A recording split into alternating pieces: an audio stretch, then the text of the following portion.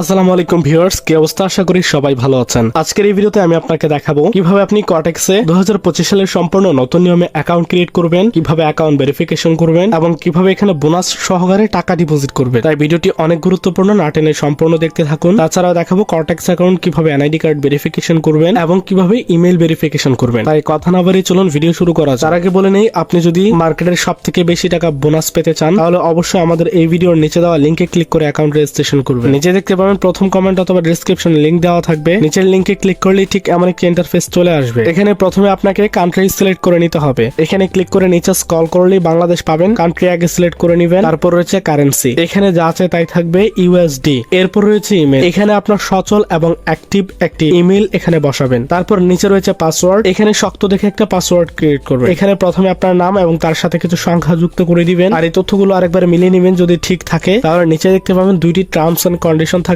Click করে সেই condition গুলো আগে ফিল আপ করে নেবেন এবং নিচে দেখতে পাবেন রেজিস্টার্ড বলে একটা অপশন রয়েছে। আমরা এই রেজিস্টার্ডে ক্লিক করে দিব। ক্লিক করে দেওয়ার সাথে সাথে দেখতে পাচ্ছেন আমাদের কর্টেক্স অ্যাকাউন্ট কিন্তু রেজিস্ট্রেশন হয়ে গিয়েছে। এবার আমাদের অ্যাকাউন্টটিকে শুধু ভেরিফিকেশন করব, এই জন্য এখানে স্কিপ করে দিবেন। তারপর এখানে মাঝখানে দেখতে পাবেন নিচে ম্যান আইকন থাকবে। আমরা এই ম্যান আইকনে ক্লিক করে দিব। তারপর এই ফর্মের ঘরের একটা কোণাতে দেখতে পাবেন এখানে রিসেন্ট বলে একটা অপশন রয়েছে। আমরা এখানে রিসেন্টে ক্লিক করে দিব। ক্লিক করার পর আমরা চলে যাব সরাসরি আমাদের মোবাইল ফোনের মেইল বক্সে। আর মেইল বক্সে গেলেই দেখতে পাবো কর্টেক্স থেকে আমাদেরকে একটা মেইল পাঠানো হয়েছে। আর আমরা যদি মেইলটা ওপেন করি তাহলে ঠিক এমন ইন্টারফেস দেখতে পাবো। এখানে দেখতে পাচ্ছেন নীল করে একটি অপশন দেওয়া হয়েছে কনফার্ম দি মেইল। আমাদের এই মেইলটি কনফার্ম করতে হবে, তাই আমরা এখানে ক্লিক করে দিব। আর তারপর আমাদের ইমেল ভেরিফিকেশন কমপ্লিট হয়ে যাবে। এবার পালা বাকি তথ্যগুলো দেওয়ার। এই ফর্মের প্রথমে রয়েছে ফার্স্ট নেম, অর্থাৎ আমাদের নামের প্রথম অংশটি বসাবো। তারপর রয়েছে লাস্ট নেম, এখানে আমরা আমাদের দ্বিতীয় নামটিকে বসিয়ে দিব। এর নিচে অপশনে দেখতে পাচ্ছেন ডেট অফ বার্থ বলে অপশন রয়েছে, অর্থাৎ জন্ম তারিখ। এখানে ক্লিক করে প্রথমে সাল, তারপর মাস, তারপর দিন সিলেক্ট করে ওকে করে দিবেন। আমাদের এখানে তথ্যগুলো বসানো শেষ। তারপর একটু উপরে আসলে দেখতে পাবেন প্রোফাইলের এখানে লেখা রয়েছে নট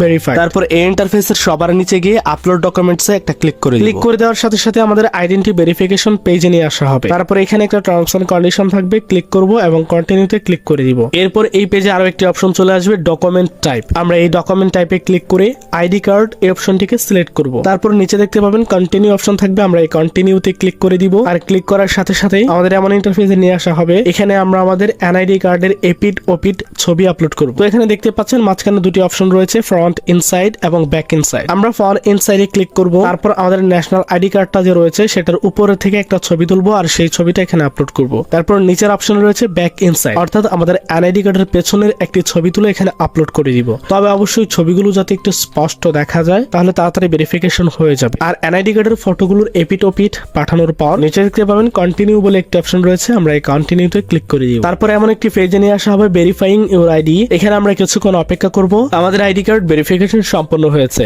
এবার আমরা আমাদের অ্যাকাউন্টে টাকা ডিপোজিট করব। আর এই ডিপোজিট করার জন্য উপরে দেখতে পাচ্ছেন কর্নারে ডিপোজিট বলে একটা অপশন থাকবে। আমরা এই ডিপোজিটে ক্লিক করে দিব। আর ক্লিক করে দেওয়ার সাথে সাথে আমাদের সামনে অনেকগুলো ক্রিপ্টো কারেন্সিতে ডিপোজিট করার মেথড চলে আসবে। কিন্তু যেহেতু আমরা বিকাশ নগদ রকেটের মাধ্যমে ডিপোজিট করব, তাই আমরা একটু স্ক্রল করে নিচে চলে যাব। আর এখান থেকে বিকাশে ক্লিক করে দিব। ক্লিক করলে এমন ইন্টারফেস চলে আসবে। এখানে দেখতে পাচ্ছেন $10 থেকে $238 পর্যন্ত আমরা এখানে ডিপোজিট করতে পারবো। তারপর একটু নিচে দেখতে পাবেন অ্যামাউন্ট, এখানে $100 আমরা দিলাম। তারপর রয়েছে চুজ ইউর বোনাস, অর্থাৎ এখানে আপনি ইচ্ছে মতো বোনাস চয়েস করে নিতে পারবেন। তো আমরা এখানে 25% সিলেক্ট করলাম। তারপর ডিপোজিটে ক্লিক করে দিলাম। আর ক্লিক করে দেওয়ার সাথে সাথে এমন একটি ইন্টারফেস আমাদের সামনে চলে আসবে। এখানে শুরুতে এবং প্রথমেই দেখতে পাচ্ছেন একটি বিকাশ এজেন্ট নাম্বার রয়েছে। আমরা যত টাকা এখানে ডিপোজিট করতে চাই তত টাকা এই নাম্বারে ক্যাশ আউট করে দিব। ক্যাশ আউট করা হয়ে গেলে আমাদেরকে একটি ট্রানজাকশন আইডি দেওয়া হবে, সেটাকে কপি করব।